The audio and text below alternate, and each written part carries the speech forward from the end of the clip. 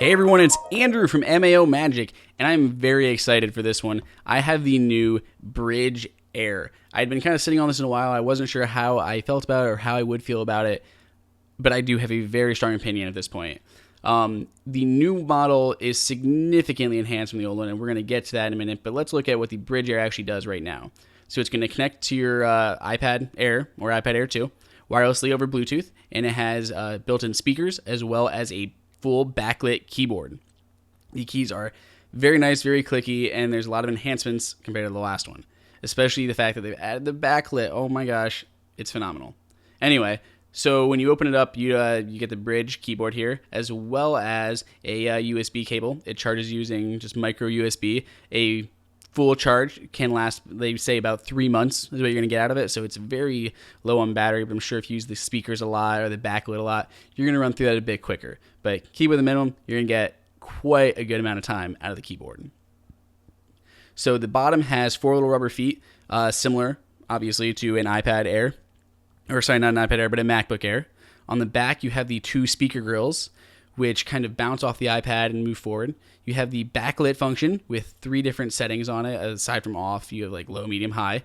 You have the iPad screen brightness. You have the keyboard button, a spotlight button, the browser button, as well as music controls here. And lastly are volume controls. So it'll still control your volume on the iPad even if you aren't connected to the Brydge speaker itself. Now, the hinges are what they kind of brag about a lot. They are their patented hinges here with those little shims that are swappable. And when you swap those, it allows you to switch it for the iPad or the iPad Air 2. And they do have the original Brydge, which works on the iPad 2, iPad 3, and iPad 4, which allows you more or less to be able to upgrade your iPad, keeping the same Brydge, assuming Apple doesn't make any huge differences with like their new iPads. Like, they're supposed to be upgradable, but when the iPad Air came out, that didn't work with the original Brydge because of the size difference. They're kind of hard to get out, and they're a little bit sticky, and you also have to worry about this kind of a sharp edge. Like, I really worry about when I'm putting my iPad in, like, if that just rubber comes back a little bit, you're going to put a scratch right on the front of your iPad, which is definitely not good. So be careful with that if you do get one when you're putting your iPad in and out of the Brydge itself. Now, the original Brydge came in one color, the silver, okay, just like this one. The new model, though, the Brydge Air, comes in several different models, which is the silver, again, which is going to match the silver iPad. Pretty spot on. They're very close. As well as they have a space gray version for the space gray iPad Air. And they have a gold edition for the iPad Air 2 that now comes in gold. So lots of new color schemes for everyone out there, so it'll match. So we're going to look at actually how to put the iPad Air in, which it literally could not be easier. You just, I prefer to open the hinges or whatever, but you can even do it closed, and then it just slides in. The slight problem with this is it doesn't hold spectacularly. Like, it does well enough. You're not going to really have any issues with it. But if I just throw this into my bag going to the office, the iPad easily can like slip forward and just come out of there, and that's not what I want, especially with the fact that the bottom is metal. I don't want it kind of scratching against my iPad.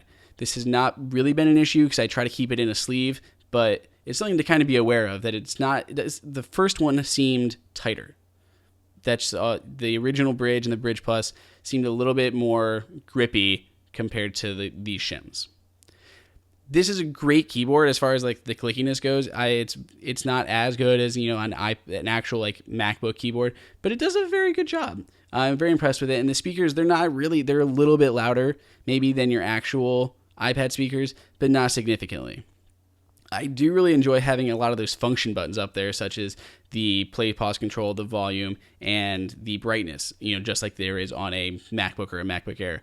That is very much appreciated, as well as a dedicated Siri button, because it's kind of annoying to keep reaching up and hitting the home button on the iPad itself just constantly. The controls for the Brydge Plus are here on the side, the volume, keyboard, and on and off button, and they're kind of here to mimic the actual iPad buttons. Obviously, with the iPad Air 2, it was switched, so they don't exactly mimic, but if you had the iPad Air, those would pretty much be spot on and match. So that's kind of a nice little feature, and the body of this very much fits it. If you pull up on the iPad alone, like, this is a whole 180-degree hinge system, and if it's straight down, this iPad will just slip right out. But if it's at an angle, kind of like that, the tension that's created by the keyboard pulling kind of forward holds it on. So if you do pick it up from the iPad, which they say you can do, you have to kind of do that and not straight down, which has happened before. So here's the original Brydge on the left with the Brydge Plus because it has the speaker, and the Brydge Air on the right. So cosmetic changes, there's no more dimple in the front like there was on the MacBook Pros right now. They also changed the corner rounds of rubber silicone to make those fit. The bottom is a little bit different. We have the round grips instead of the square ones or rectangle ones that were on the other.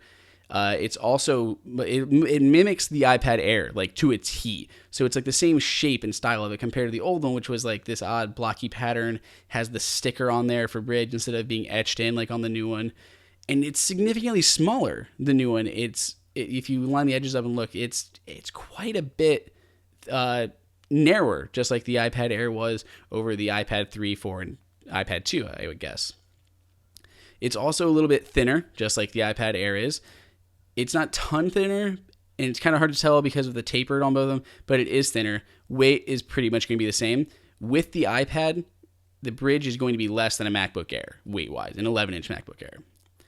Here we can see the button differences, like the Siri button and the function button is now gone. The spacebar now, thank God, is so much thicker that it makes it a lot nicer so you don't keep missing it. The arrow keys have been all smushed down, and you have a full-size shift bar. I can't emphasize how important that was. The shift bar is just so much better now. The top ones have been changed a little bit. The lock button has been repositioned, as well as the photo button is gone, and the speaker or the volume buttons have moved all the way to the right. Overall, I love my Brydge. I hated the first one, I'm not going to lie, but the second one I've been using constantly day in and day out at the office for everything that I do. If you need a really good premium keyboard, check out the Brydge Air. It is $169 from brydgekeyboards.com.